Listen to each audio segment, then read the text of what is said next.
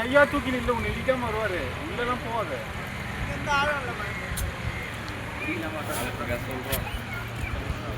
அவன் உள்ளெல்லாம் நீச்சல் அடிச்ச போனா ஆள் தெரியாதுடா. அவங்க கையாவே தூக்கிட்டு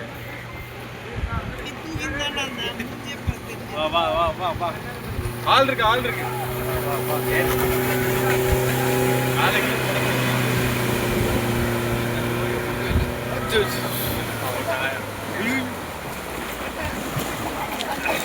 தண்ணிக்குள்ள சாப்பிடல. சால்ட் வாட்டர் அது நார்மலா தான்